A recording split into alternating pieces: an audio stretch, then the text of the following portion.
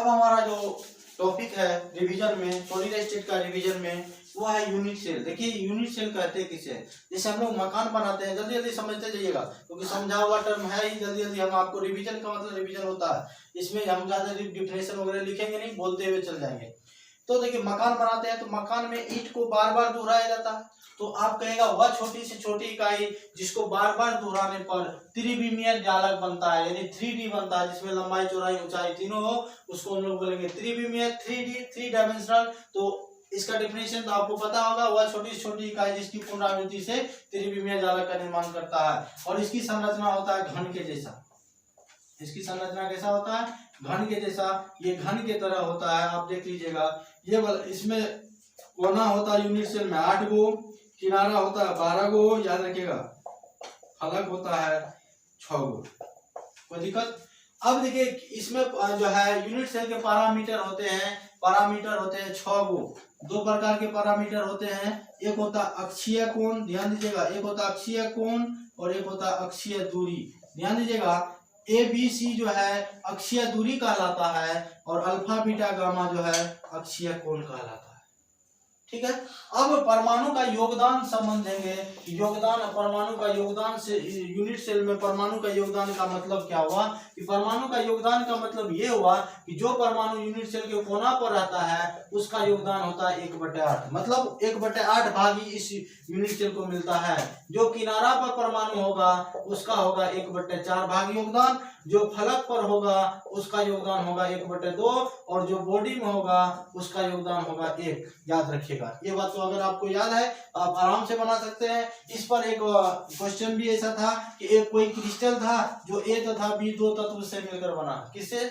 A से और B से। ध्यान दीजिएगा, एक कोई क्रिस्टल है जो A तथा B दो तत्व से मिलकर बना है।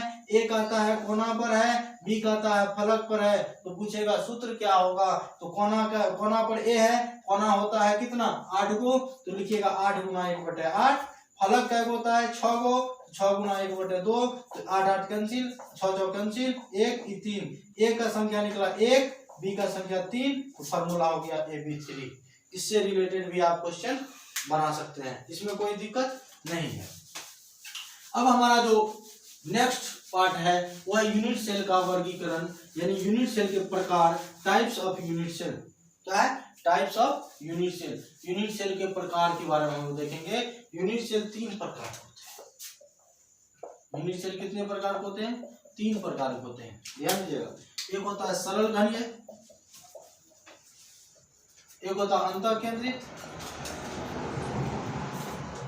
एक होता है फलक केंद्रित। ठीक है। सरल घनीय क्या हुआ, जैसे हमारा ये कोई यूनिट सेल है, अगर प्रत्येक कोना पर एक एक परमाणु रखा जाए तो ऐसे यूनिट सेल को बोलेंगे सरल घनीय एकक कोष्ठिका।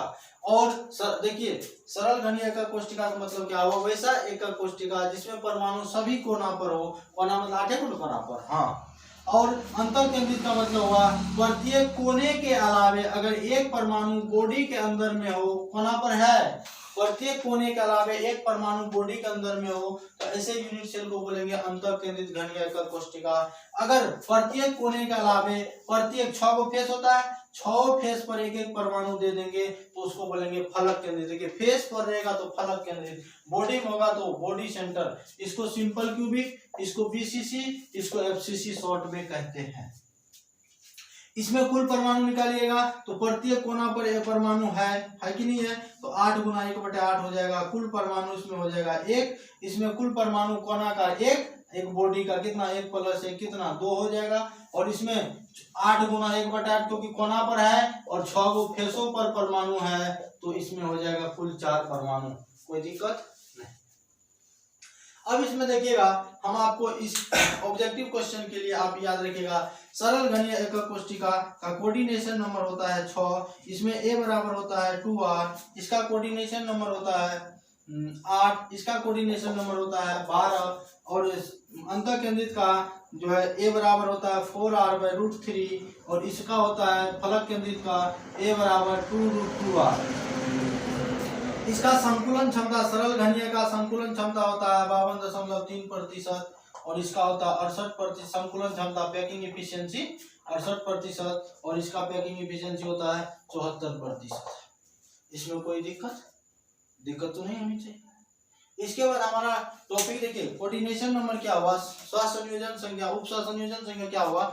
जैसे कोई निविड़ संकुलन है, ध्यान दीजिएगा, किसी निविड़ संकुलित संरचना में एक गोला यानी एक परमाणु अन्य जितने परमाणु को स्पर्श करेगा, जैसे ये परमाणु की बात करें तो ये परमाणु अन्य दो परमाणु को स्पर्श कर रहा है, इसका कोऑर्डिनेशन नंबर हो जाएगा 2, क्योंकि जितना को स्पर्श करते हुए प्रतीत होगा, दिखाई देगा, उसका कोऑर्डिनेशन नंबर कितना हो जाएगा, 2 हो जाएगा। इसमें कोई दिक्कत नहीं है। उसके बाद हम लोग निविड़ संकुलन पढ़े हैं। निविड़ संकुलन का आपको वीडियो भी बना के दिए हैं, वो थ्योरेटिकल चैप्टर जो है उसमें लिखाने वाला टर्म ज्यादा है, तो उसको आप आसानी से समझ लेंगे, ठीक है। उसके बाद हम लोग क्रिस्टल में दोष या अपूर्णताएं हैं, क्रिस्टल में दोष या अपूर्णता कैसे होती है वो आपको मैंने सारा चीज बताया गया है। उसके बाद ठोस के विद्युतीय गुण क्या है, ठोस के चुंबकीय गुण, विद्युतीय गुण में हम आपको पढ़ाए हैं क्या, ठोस के विद्युतीय गुण में पढ़ाए हैं सुचालक, कुचालक, अर्धचालक, और चुंबकीय गुण में पढ़ाए अनुचुंबकीय पदार्थ, प्रतिचुंबकीय पदार्थ। इसका वीडियो आपको बना हुआ है, ये वीडियो का आप आराम से देख लेंगे तो ये पहला चैप्टर आपका कंप्लीट हो जाएगा।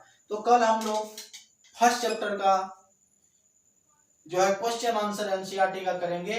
पूरा क्वेश्चन आंसर करने के बाद हम लोग सेकेंड चैप्टर का फिर से रिवीजन करेंगे, क्योंकि जितना चीज पढ़ाए हैं सेकेंड का, हम चाहते हैं कि पूरा आप अच्छा से तैयारी कर लें, ऑनलाइन के माध्यम से ही अच्छा से तैयारी कर लें। फिर ऑफलाइन होगा, ऑफलाइन में भी हम लोग जो पढ़ेंगे ना दोबारा, तो लगेगा कि हमको सारा टर्म याद है और एग्जाम में एकदम पूरा एकदम फारू तैयारी से आपका तैयारी हो जाएगा। इस तरह से तैयारी होगा कि आपको कोई रोक नहीं सकता, जो भी क्वेश्चन आएगा आपसे बनेगा, मैं ये गारंटी देता हूँ। आप जितना आपको पढ़ाया जाता है उतना आप पढ़िए और ज्यादा से ज्यादा वीडियो को देखिए, शेयर कीजिए, लाइक कीजिए, सब्सक्राइब कीजिए, क्योंकि हम देखिए हम मरमस के रह जाते हैं। मरमस के रहने का मतलब ये हमारा सब्सक्राइबर कम है, क्योंकि हम सोचते हैं कि अगर आधा घंटा 40 मिनट का वीडियो अगर पर डे दिया जाए ना तो 10 वीडियो में एक चैप्टर कंप्लीट कर देंगे, लेकिन 5 मिनट 6 मिनट 7 मिनट में जो है ना पूरा अच्छा से समझा भी नहीं पाते हैं और थोड़ा जल्दीबाजी करते हैं ताकि उधर मिनट भी ना हो जाए।